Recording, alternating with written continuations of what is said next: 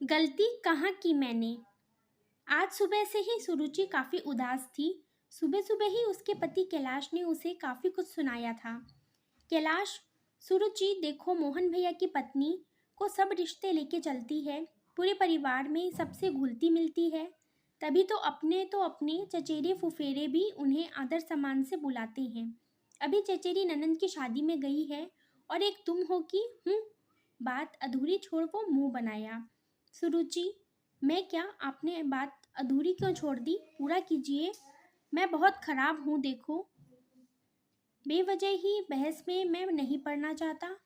मुझे ऑफिस के लिए देर हो रही है, मेरा टिफिन दो, मैं जाता हूँ। सुरुचि ने चुपचाप उसे टिफिन दे दिया। वो ऑफिस चला गया। यहाँ घर में सुरुचि उसकी बात पे सोचने लगी। उसने क्या कहा, कहाँ गलती है मेरी? मन में ही कहना शुरू किया, जैसे वो कैलाश से बात कर रही हो। जिस मोहन भैया की पत्नी की आप बात कर रहे हो, वो कभी सास ससुर के साथ नहीं रहती। यहाँ तक सास ससुर बीमार भी हो जाएं तो ना अपने पास ले आ जाती है और ना ही देखने आती है। एक एक रुपए के लिए मोहन भैया के माँ बाप तरसते हैं। वहाँ शहर में मोहन भैया के पास गाड़ी बंगला नौकर सब है। उस पे भी मोहन भैया या भाभी की शिकायत कभी उनके माँ बाप नहीं करते किसी से। मोहन भैया की माँ हर जगह अपनी बहू की तारीफ करती है।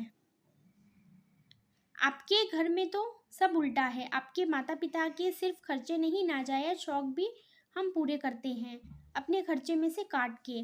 खुद हम लोग बस में चलते हैं, लेकिन आपके पिताजी के लिए आपने कार खरीद के दी है उन्हें, क्योंकि उन्हें शौक था। सास हो या ननंद, किसी ने मुझे कोई जेवर गहना नहीं दिया, लेकिन मैंने उनके लिए बनवा के उनको दिया। उनको शौक है और ये शौक हमें पूरे करने होंगे। लेकिन इन सब के बाद भी क्या मिला बदले में? आपके घर आई बहू बनके सासू माँ ने कहा, किसी रिश्तेदार या फिर परिवार वालों से बात नहीं करनी है तुम्हें। हमारे यहाँ बहू सबसे बात नहीं करती, लोग बुरा मानते हैं। मन तो नहीं माना ये बात, लेकिन सासू माँ के कहे अनुसार ही रही सालों साल। ना किसी आस पड़ोस से बात करती, ना ही किसी रिश्तेदार से। इतना तो समझती थी कि ऐसा करने से पक्का वो लोग मेरे बारे में गलत राय बनाएंगे। लेकिन क्या कर सकते थे, सासू माँ खुश रहे बस।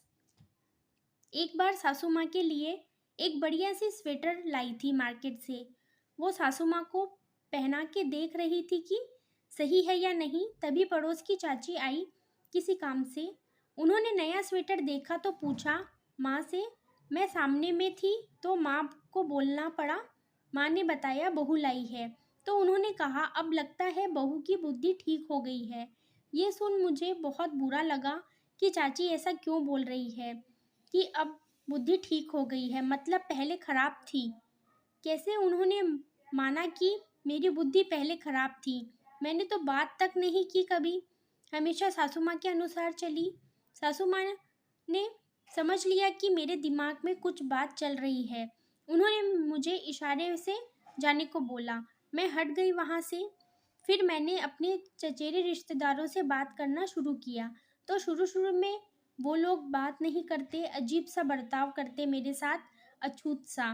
धीरे धीरे बात खुली कि मेरी सास और ननंद सबसे कहती कि मैं बहुत गलत महिला हूँ। मैं सास और ननंद के साथ गलत बर्ताव करती हूँ। घर का सारा काम अपने ससुराल वाले से कराती हूँ, यहाँ तक कि अपने पति से भी घर के काम करवाती हूँ। अपने पति को मारती हूँ, ससुराल वाले को खाना नहीं देती हूँ खाने, घर का सारा खाना खा जाती हूँ। बहुत बेहरम महिला हूँ। सबको रुलाती हूँ, माँ बाप बहन पे खर्च करने नहीं देती हूँ अपने पति को। अपने ससुराल के रिश्तेदारों को गाली देती हूँ, भला बुरा कहती हूँ। और तो सबको कह दिया कि जो भी मेरे से बात करता है उसके बारे में मैं गलत बोलती हूँ, उस पे चुगली का आरोप लगाती हूँ। इस वजह से सब मुझे से बात करने से कतराते हैं और मुझे किसी समारोह में भी नहीं बुलाते। मतलब इतना कुछ और इतना घटिया बातें मेरे बारे में फैलाई गई थी कि यकीन करना नामुमकिन था, जबकि घर के प्रत्येक लोगों के प्रति जिम्मेदारी मैंने सारी निभाई आज तक। यहाँ तक कि आप कुछ भूल भी जाते हैं, लेकिन मैं नहीं भूलती। फिर भी इस तरह मेरे बारे में उलूल जुलूल बोलना उन्हें अच्छा लगता है तो ठीक है, वो बोले, मुझे फ़र्क नहीं पड़ता। लेकिन आप सब जानते हैं, जानने के बाद ये बोलते हैं तो बुरा लगता है। अपना बोल के निकल जाते हैं, मेरी सुनते भी नहीं, क्योंकि आपको पता है एक एक चीज़ जब सामने रख दूंगी तो आपको कुछ बोलने के लिए बचेगा नहीं। दोपहर में सुरुचि ने देखा मोबाइल पे कैलाश का संदेश था। सुरुचि, मुझे माफ़ कर देना, मैं सब जान के भी तुम्हें बोल दिया, जबकि मेरी माँ बहनों ने पूरे रिश्तेदारी गंदी करके रखा है, लेकिन उन्हें कुछ नहीं बोल सकते। सुरुचि ने इधर से संदेश भेजा, आपको किसी को कुछ कहना भी नहीं है, आप मुझे समझते हैं, बस इतना काफ़ी है। तो ये कहानी कैसी लगी मुझे कमेंट करके ज़रूर बताइएगा, और वीडियो को लाइक और चैनल को सब्सक्राइब कर दीजिएगा।